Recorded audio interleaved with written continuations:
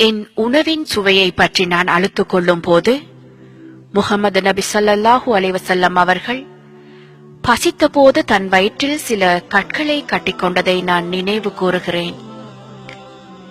எனக்கு எவ்வளவு குறைந்த ஆடைகள் என்று நான் அழுத்துக் கொள்ளும் போது முஹம்மது நபி ஸல்லல்லாஹு அலைஹி வஸல்லம் அவர்கள் தங்கள் வாழ்க்கையில் 2 ஆடைகள் மட்டுமே வைத்திருந்ததை நான் நினைவு கூறுகிறேன். என்னுடைய படுக்கை எவ்வளவு வசதியற்றதாக இருக்கின்றது என்று நான் அழுத்துக் கொள்ளும் போது முஹம்மது நபி ஸல்லல்லாஹு அலைஹி வஸல்லம் அவர்கள் தங்கள் வாழ்நாள் முழுவதும் தன் உள்ளங்கையிலும் பொசுபொசுப்பற்ற கோரத் துணியிலும் படுத்திருந்ததை நான் நினைவு கூறுகிறேன். மற்றவர்களுக்கு பகிர்ந்து கொடுக்க எனக்கு மனம் வராத போது முஹம்மது நபி ஸல்லல்லாஹு அலைஹி வஸல்லம் அவர்கள் தங்களிடமுள்ள அனைத்தையும் மற்றவர்களுக்கென கொடுத்துவிட்டு தனக்கென எதையும் வைத்துக் கொள்ளாமல் இருந்ததை நான் நினைவு கூறுகிறேன்.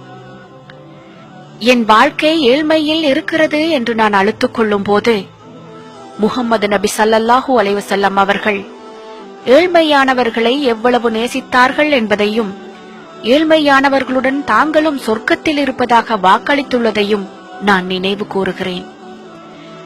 என்னை புண்படுத்தியவர்களை நினைத்து நான் வருத்தப்படும் போது முஹம்மது நபி ஸல்லல்லாஹு அலைஹி வஸல்லம் அவர்கள் தங்களை புண்படுத்தியவர்கள் மீதும் கருணையை காட்டியதை நான் நினைவு கூறுகிறேன்.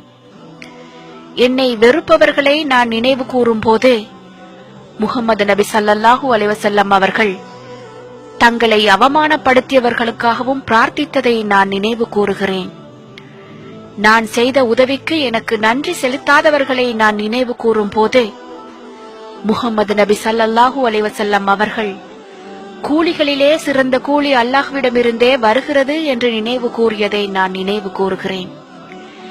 என்னை யாரும் நேசிக்காத போது 1000 வருடங்களுக்கு முன்பே என்னை நேசித்த முஹம்மது நபி ஸல்லல்லாஹு அலைஹி வஸல்லம் அவர்கள் எனக்கு இருப்பதை நான் நினைவு கூறுகிறேன்.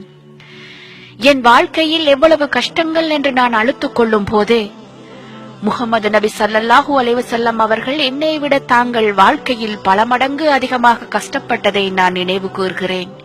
அது என்னை வலுப்படுத்துகிறது.